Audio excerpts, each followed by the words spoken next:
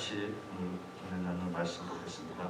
빌립보서 4장 15절에서 20절까지 말씀입니다.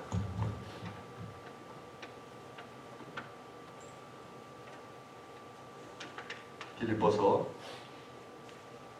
4장 15절에서 20절까지 말씀을 찾으셨으면 한 절씩 읽도록 하겠습니다. 빌립보 사람들아, 너희도 알거니와 복음의 시초에 내가 마게도냐를 떠날 때 주고받는 내 일에 참여한 교회가 너희 외에 아무도 없었느니라. 데살로니가에 있을 때에도 너희가 한 번뿐 아니라 두 번이나 나의 쓸 것을 보내었도다. 내가 선물을 구함이 아니요 오직 너희에게 유익하도록 풍성한 열매를 구함이라. 내게는 모든 것이 있고 또 풍부한지라. 에바브로디도 hen에 너희가 준 것을 받음으로 내가 풍족하니 이는 받으실 만한 향기로운 제물이요 하나님을 기쁘시게 하는 것이라. 나의 하나님이 그리스도 예수 안에서 영광 가운데 그 풍성한 대로 너희 모든 쓸 것을 채우시리라.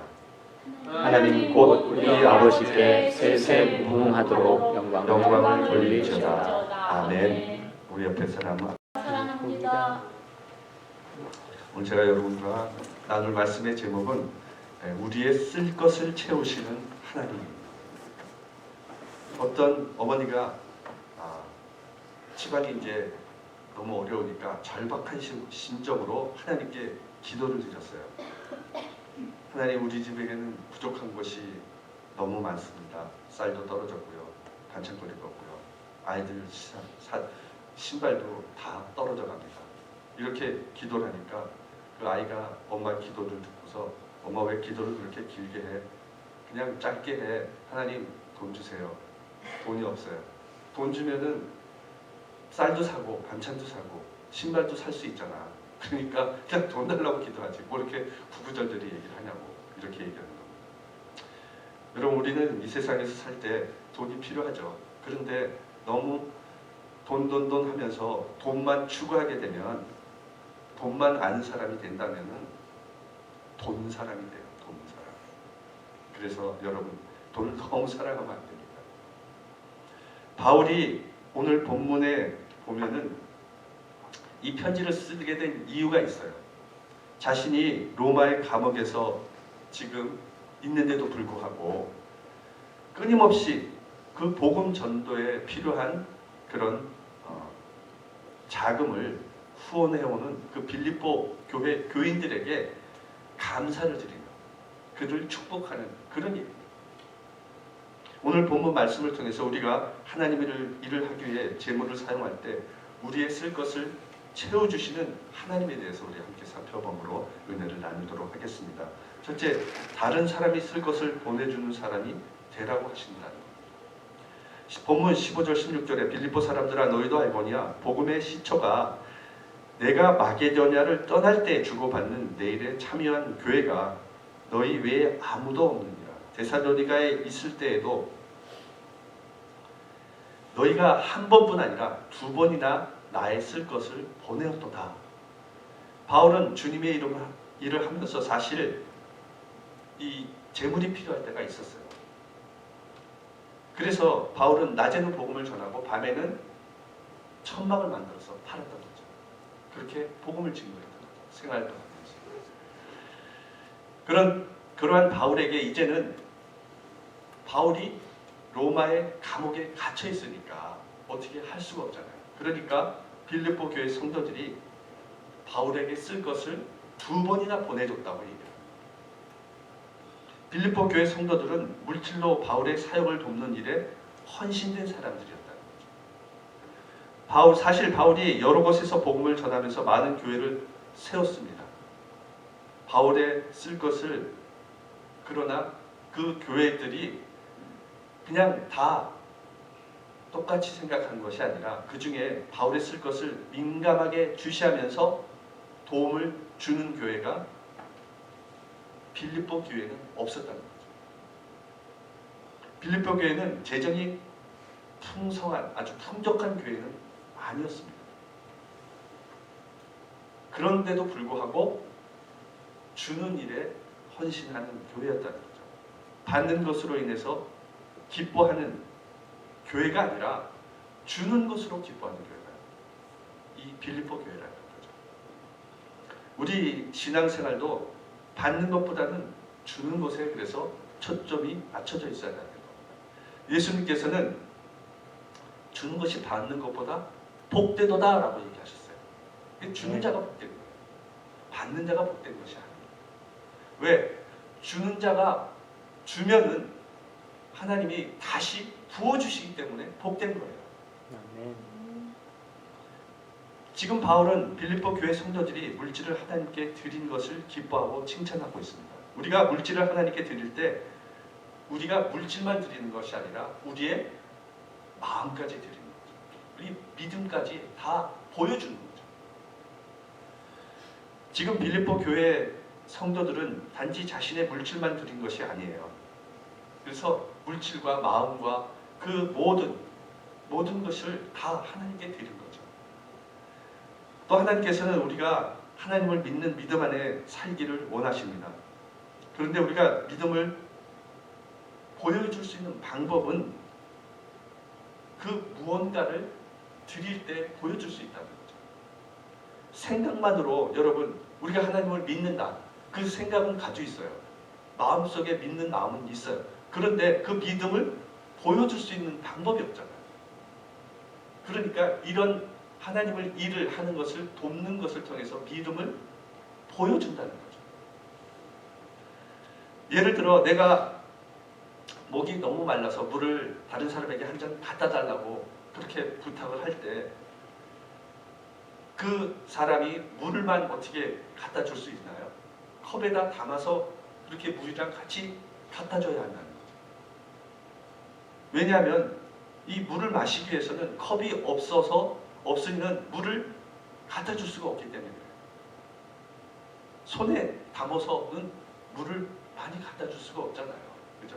그렇기 때문에 반드시 컵이 필요한 것입니다. 이처럼 우리가 하나님께 믿음으로 사는 것을 보여주려고 할 때 우리의 믿음을 가진 것을 하나님께 나타내고자 할 때는 반드시 행함으로 어떤 행함으로 같이 믿음을 나타내야 한다는 거예요. 바울이 빌립보 교회 성도들이 물질을 드린 것에 대해서 칭찬한 것은 그 물질을 들음으로 자신의 믿음을 표현했기 때문에 그렇다는 거죠. 다른 교회는 아무도 그렇게 돕질 않았다는 거예요. 그들이 아무리 바울의 사역을 위해 기도한다 할지라도 마음은 있는데 행함이 없다면 소용이 없는 거예요. 그렇죠? 그런데 이 빌립보 교회는 그렇게 믿음으로 자신의 믿음을 행위로 표현했다는 거죠. 그래서 시편 34편 9절 10절을 보면 너희 성도들아 여호와를 경외하라. 그를 경외하는 자들에게는 부족함이 없도다. 젊은 사자는 궁핍하여 줄일지라도 여호와를 찾는 자는 모든 좋은 것에 부족함이 없으리라. 여러분 여호와를 찾는 사람은 부족함이 없어요. 그래서 우리가 아무리 내 것을 하나님께 드릴지라도 그 사람은 부족함이 없는 거예요. 여호와를 찾는 자는 부족함이 없기 때문에 하나님이 채워주신다는 거죠. 여러분 이것을 믿어야 우리가 드릴 수 있거든요. 그래서 어떤 면에서는 우리가 하나님을 믿는다는 것은 이런 행위를 통해서 하나님의 믿음을 더욱더 키워나가는 그런 일을 행해야 된다는 거예요. 인도에 유명한 크리스찬 성자인 썬다싱이라는 사람이 있었습니다. 이 사람은 추운 겨울밤에 산을 넘게 돼 있었어요. 그런데 너무나 추웠기 때문에 그것은 쉬운 일이 아니었어요. 얼어 죽을 수도 있었기 때문에 상당히 위험한 일이었어요. 높은 산을 그 추위에 넘는다는 것. 그리고 이 썬다싱은 혼자 넘는 것이 아니라 다른 사람과 동행을 하게 되었었습니다. 그래서 두 사람이 이 산을 넘게 되었습니다. 그런데 가는 길에 어떤 사람이 길바닥에 쓰러져 있는 거예요. 되게 아파 보였어요. 그리고 잘 먹지도 못한 것처럼 보였습니다. 그래서 둘이서 고민하게 돼요. 이 사람을 데려갈 것인가 말 것인가. 그런데 같이 있던 사람은 아니 이 추운 겨울에 이 산을 혼자서 넘기도 힘든데 어떻게 이 사람을 데려갈 수 있느냐는 거예요. 그래서 그렇게 얘기하면서 먼저 가버렸어요. 이 선다식은 예수님을 믿고 구원받은 사람으로서 이 영혼을, 죽어가는 영혼을 그냥 내버려 두면 죽게 생겼는데 이 아픈 사람을 두고 갈 수가 없는 거예요. 그래서 이 병자를 그냥 업고 죽더라도 업고 가야 되겠다. 같이 죽더라도. 그렇게 해서 산을 넘어갑니다. 그 산을 혼자 넘기도 힘들잖아요. 근데 그 병자를 업고 산을 넘으니까 온몸에 땀이 나는 거예요. 그 한겨울에 막 식은땀이 나는 거예요. 너무 무거우니까, 힘드니까. 그래서 막 땀이, 얼굴이 땀으로 범벅이 되는 겁니다. 그래서 겨우 산을 넘어갔어요. 진짜 천신만고 끝에 그 힘든 과정을 겪어가면서 그 병자를 업고 넘어갔어요. 밤이 지나고 새벽이 되어서 해가 떠오를 무렵에 이제 산을 내려가는데 발에 뭐가 걸리는 거예요. 그래서 이렇게 봤더니 누군가 쓰러져 죽어 있는 거예요. 보니까, 자세히 살펴보니까 자기보다 먼저 앞서간 사람이 얼어서 죽어 있던 거예요.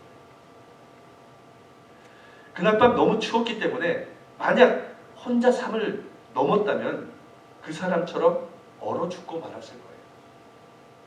그런데 이 선다식은 병자를 업고 가느라고 그렇게 힘을 썼고 힘들게 넘어가느라고 얼어 죽지 않는 거예요.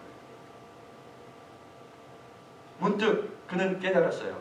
하나님이 나를 살리시려고 이 병자를 산 위에 두셨다는 거예요.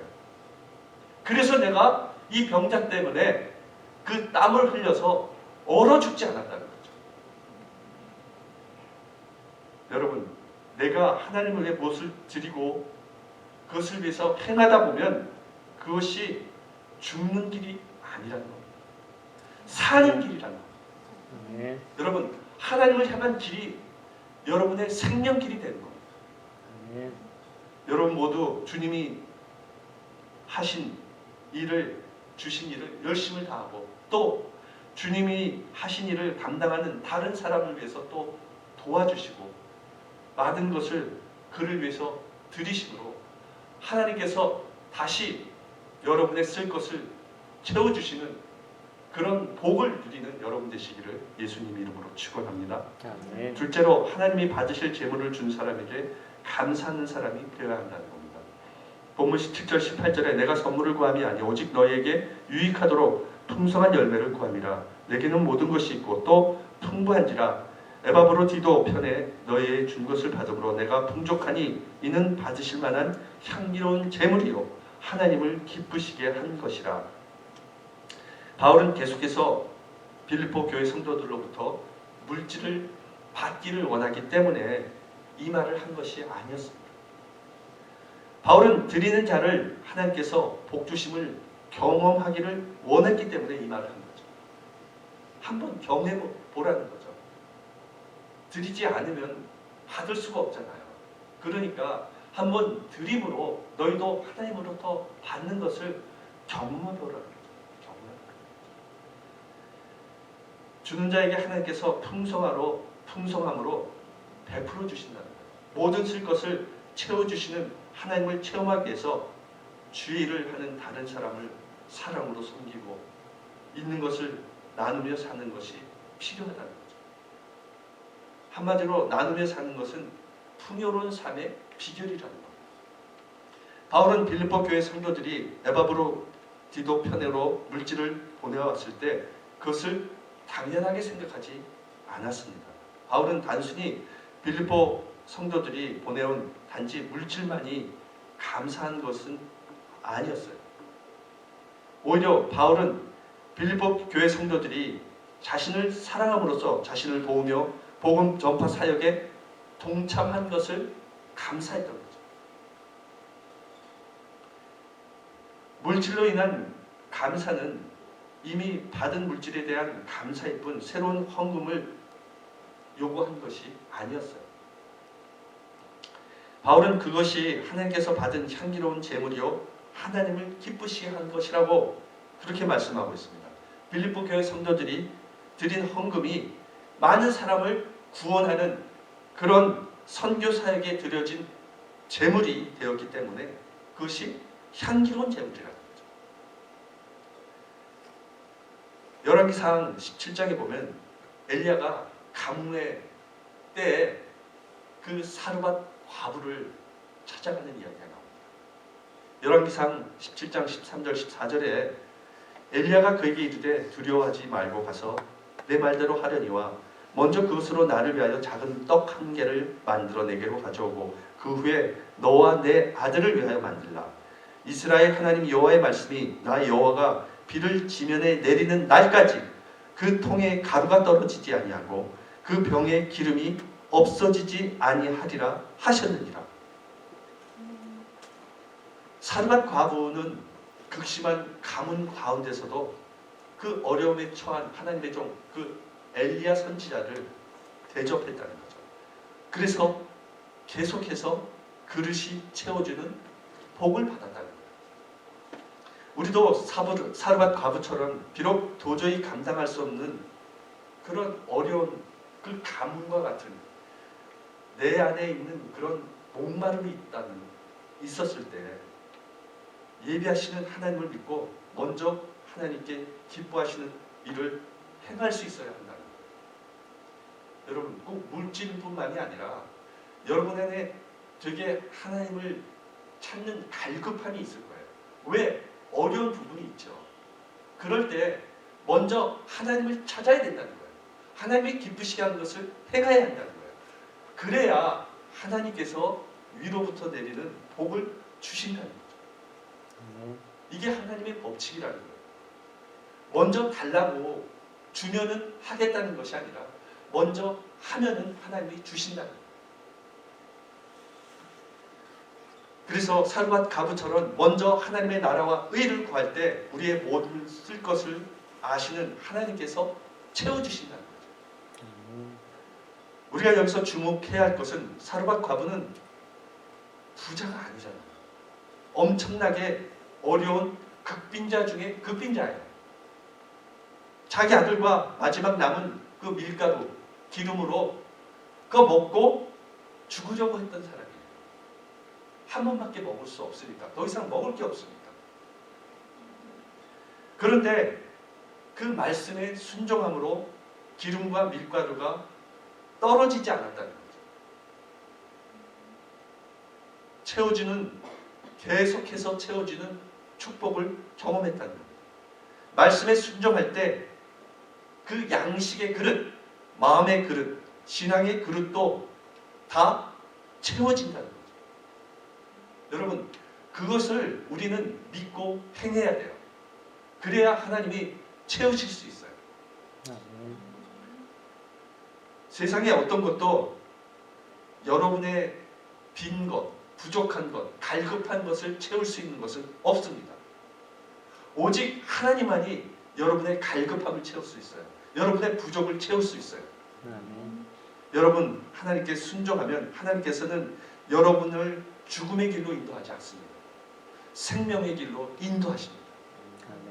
여러분 모두 하나님께 드리는 것을 풍성함으로 하시고 하나님을 기쁘시게 함으로 여러분의 모든 쓸 것을 넉넉히 공급받는 여러분 되시기를 예수님 이름으로 축원합니다. 아멘. 셋째로 하나님께서 나의 모든 쓸 것을 채워주시는 복을 경험하는 사람이 되어야 한다는 겁니다. 19절에 보면 나의 하나님이 그리스도 예수 안에서 영광 가운데 그 풍성한 대로 너의 모든 쓸 것을 채우시리라. 여기서 모든 쓸 것이라는 말이 중요한 그런 말이죠. 그 말은 내 야망을 채우라는 것이 아니에요. 내 목적을 채우시리라 그런 말이 아니에요. 내 필요한 것을 채우신다는 거죠. 그래서 때로는 잘못 오해하는 사람들이 많아요. 내가 하나님께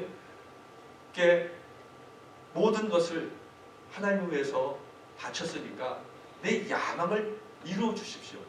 내 삶의 목적을 이루어 주십시오. 그런 것이 아니에요. 하나님은 우리가 필요한 것이 무엇인지를 알아요. 그 부분을 채워주시겠다는 거예요. 내 욕구를 내 삶의 어떤 욕망을 이루어 주시는 것이 아니에요. 우리의 쓸 것, 모든 쓸 것을 채워주신다는 거죠. 필요한 것을 주신다는 거죠. 이와 같이 빌립보 성도들이 풍족하지 않은 형편에 처해 있음에도 불구하고 바울의 쓸 것을 도운 것은 그들의 행위가 바울 한 사람에 대한 인간적인 동정에서 나온 것이 아니라 하나님의 일을 한다는 것에 있다는 거예요. 만일 개인적으로 그 사람이 어떤 어려움에 처한 그런 개인적인 일을 했다면은 잘 모르겠어요. 그들이 그 빌립보 교회 성도들이 다 바울에게 돈을 보냈을지. 그런데 하나님의 일을 하는 그런 사명을 감당하는 사람이었기 때문에 그래서 돈을 보냈다는 거죠. 헌금을 지원해 줬다는 거죠. 우리는 하나님께서 우리들에게 은혜와 사랑을 베푸실 때 그리스도 예수 안에서 영광스러운 방법으로 하신다는 사실을 우리는 알아야 한다는 겁니다. 다시 말해서 성도들이 받은 은혜와 축복은 예수 그리스도와 연합을 통해서 그리고 예수님과 교제하는 가운데만 경험되는 거예요. 그리고 예수님을 위해서만 허락되는 그런 것이라는 겁니다. 그래서 예수님께서는 요한복음 15장 5절에 나는 포도나무요 너는 가지라 그가 내 안에 내가 그 안에 거하면 사람이 열매를 많이 맺나니 나를 떠나서는 너희가 아무것도 할 수 없습니다. 우리는 예수 그리스도와 연합해야 할 수 있다는 거예요. 예수님은 우리의 힘으로는 아무것도 할 수 없다는 거예요. 예수님의 사역은 예수님과 동행해야 할 수 있는 거예요. 예수님이 능력 주셔야 능력을 나타낼 수 있는 거예요. 예수님이 모든 형편을 주님께서 허락해 주시고 채워주셔야 우리가 할 수 있는 거예요. 내 힘으로 한 것이 아니라는 겁니다. 그런데 이 복을 받으려면 먼저 하나님 일에 자신 것을 기쁨으로 드려야 된다는 거죠. 먼저 하나님 일에 물질을 드리는 사람에게 약속한 이것이 말씀이라는 겁니다. 우리가 하나님의 일을 하면 하나님께서는 나의 일을 행해 주신다는 거죠.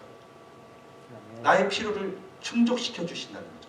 하나님께서는 우리가 어떤 것들이 필요한지를 다 알고 계십니다. 그리고 우리가 쓸 것을 채워주시기를 원하시는 분이십니다. 우리가 어떻게 드릴 때 그러면 하나님께서 복을 받을 수 있을까요? 이것에 대한 해답으로 C.S. 루이스는 이렇게 얘기해 줬어요. 이것이 정답은 아니지만 하나의 크리스찬으로서 자기가 얻은 그런 응답으로서 얘기한 겁니다. 만약 우리가 드리는 헌금이 우리 생활에 전혀 타격을 주지 않고 생활을 유축시키지 않는다면 그 사람의 헌금 지출은 너무 적은 것이다. 단호히 말할 수 있습니다. 헌금을 하는데 드린 물질 때문에 우리가 하고 싶은 일이 있어도 할 수 없을 만큼 드릴 때 바로 그때가 하나님께서 우리를 축복하지 하시지 않으면 안 될 때입니다. C.S. 루이스는 그렇게 얘기했어요. 그래서 우리가 생활 속에 부담을 느낄 정도가 돼서 그 헌금을 드릴 때 그때부터 하나님이 우리를 위해서 일하신다는 거예요. 왜? 우리가 하나님을 위해서 부족함을 느끼면서 드렸기 때문에 그것을 아는 하나님은 마음이 우리 생활이 불편해지는 것을 원하지 않기 때문에 반드시 우리를 도와주신다는 거죠. 약간 하나님을 푸시하는 거죠. 내가 평안한 가운데 아무런 생활에 어려움 없이 하나님께 모든 것을 드리면은 그것보다는 하나님께 모든 드릴 때 진짜 하나님이 우리 생활에 불편한 것을 알 정도로 드린다면 이 삶을 하나님은 그냥 내버려 두시지 않는다는 거예요. C.S. 루이스는 그렇게 얘기했습니다. 하나님으로부터 복을 받으려면 그래서 자신이 약간은 불편한 정도로 헌금을 드린다면 그 불편한 없는 헌금을 드리는 것보다는 하나님이 마음에 감동을 받게 된다는 거죠. 그것을 얘기합니다. 우리가 하나님 앞에서 바른 물질관을 가지고 하나님의 일에 사용하도록 드리면서 바른 삶을 살게 되면 하나님께서 반드시 풍성한 대로 우리의 쓸 것을 채워주실 것입니다. 또 19절에 모든 쓸 것은 1차적으로 물질을 말하는 거예요. 고린도후서 9장 8절에 하나님께서 능히 모든 은혜를 너에게 넘치게 하시나니 이는 너희로 모든 일에 항상 모든 것이 넉넉하여 모든 착한 일을 넘치게 하려 하십니다. 하나님을 하기 위해서는 물질이 필요하죠. 여러분, 아무것도 없이 전도를 어떻게 나갑니까? 아무것도 없이 어떻게 선교를 나가요? 허다못해 자리도 있어야 되고요. 뭔가 가서 그 사람들을 위해서 줘야 될 그런 성경이라든지 이런 것들 줘야 되는 것들도 있기 때문에 그래서 헌금이 필요한 거죠. 하나님께서는 그래서 모든 착한 일에 넘치게 하시기 위해서 모든 착한 일을 넘치게 하시기 위해서 물질을 주신다는 거예요. 그래서 너희가 이 물질을 가지고 모든 착한 일을 넘치게 하라는 겁니다. 가난한 자를 구제하고 어려운 환경에 있는 자, 병든 자를 도와주라는 거죠. 마태복음 5장 42절에 내게 구하는 자에게 주며 내게 꾸고자 하는 자에게 거절하지 말라. 우리가 이렇게 하면 할수록 하나님께서는 더 많은 것으로 계속 우리에게 채워주실 것이라는 겁니다. 그러므로 우리가 기도하는 중에 또는 말씀을 듣는 중에 마음으로 깨닫고 확신이 생긴다면 믿음으로 행해야 된다는 거죠. 하나님은 대책 없이 무모한 분이 아니세요. 아무 대책 없이 무조건 바치라 이런 분이 아니십니다. 그렇게 무모한 계획이 없는 그런 분이 아니세요. 하나님은 반드시 계획이 있는 분이에요.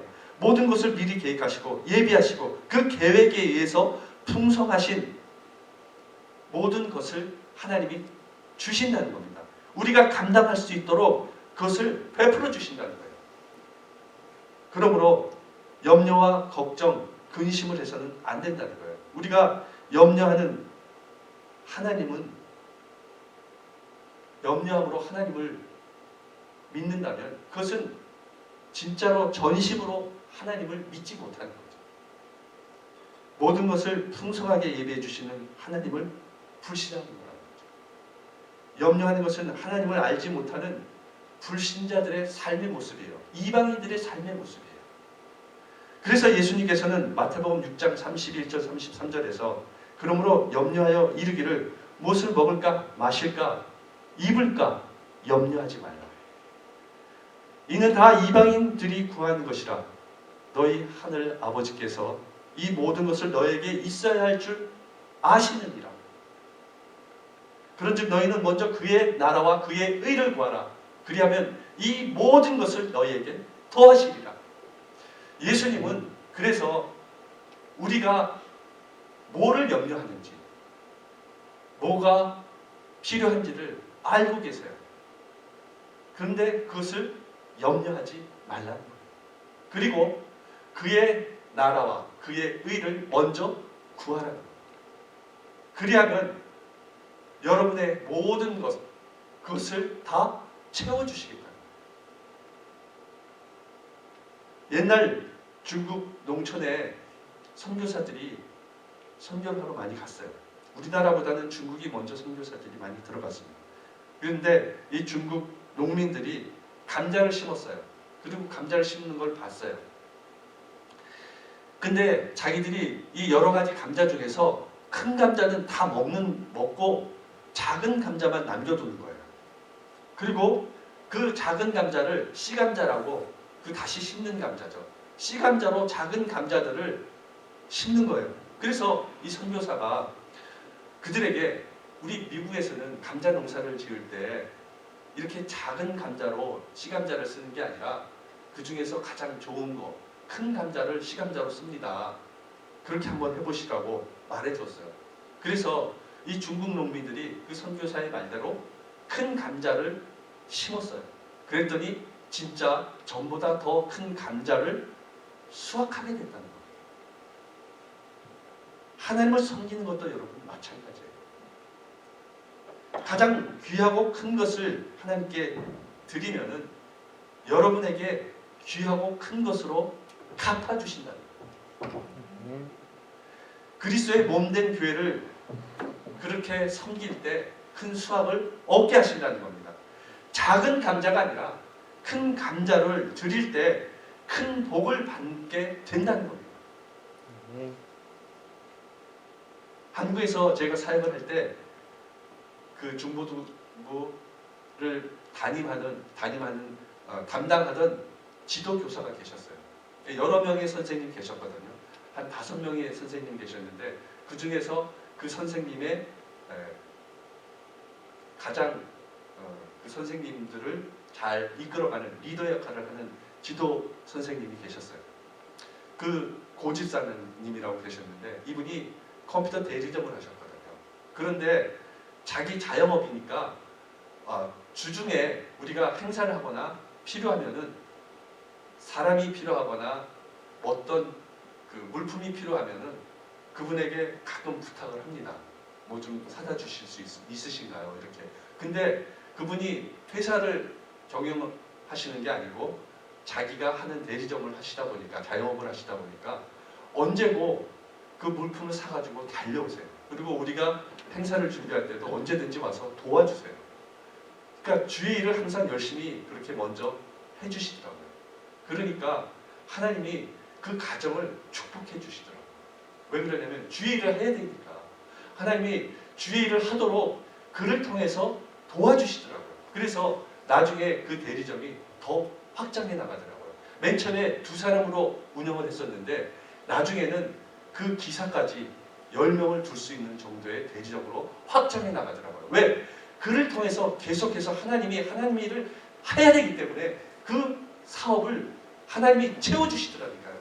더 많은 것으로 계속 채워주시더라고요. 그래서 제가 미국에 올 때까지 큰 경매, 그 납품을 받아서 경매에 들어가서 그것을 받는 그것까지 보고 왔어요. 그래서 참 하나님은 그냥 우리가 모든 것을 하나님께 드릴 때 그냥 받는 분이 아니시구나를 저는 그때 체험했습니다. 여러분, 우리는 사역을 할 때 누가 모든 것을 쓸 것을 체험을 받을 수 있을까요? 그리고 누가 삶의 풍족함을 체험할 수 있을까요? 이것을 한번 생각해 봐야 된다. 주님의 일을 하는 사람은 희생의 결단으로 섬기는 사람에게 하나님께서 은혜의 풍성함으로 채워주십니다. 예수 그리스도 안에서 거하는 하나님의 백성에게는 부족함이 없습니다. 전능하시고 부유하신 하나님께서 그 인자와 풍성함에 따라 우리에게 베풀어 주시기 때문에 그렇습니다. 우리의 모든 쓸 것을 채워주시는 하나님을 믿으시고 그 믿음 안에서 예수 그리스도 안에서 구하십시오. 그러면 풍성하게 여러분의 쓸 것을 채워주실 것입니다. 하나님께서 부유하고 넉넉하게 여러분을 만들어 주실 것입니다. 여러분 모두 하나님을 일을 하는 데 있어서 자신의 것을 풍성하게 들이심으로 영적으로 충만함을 받으시고 물질적으로도 모든 것을 채우심을 받는 여러분 되시기를 예수님 이름으로 축원합니다. 기도하겠습니다. 아버지 하나님 감사합니다. 오늘도